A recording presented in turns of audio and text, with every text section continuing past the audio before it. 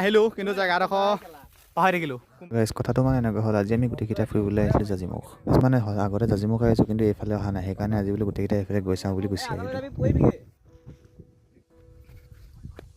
তো গাইজ চাওক না, জেগাবোৰ ইমান ধুনীয়া।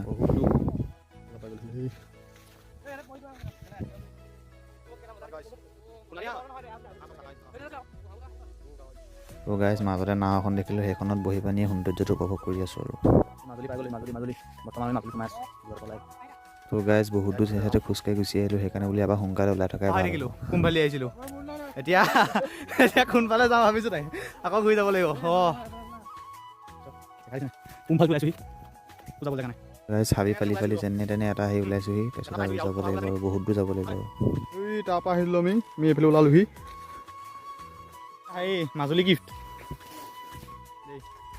দেই, ঘৰলৈ গৈ থাকোঁ মানে গাড়ীখন তাত আছে আৰু কেইটামান পাৰ হ'ব লাগিব।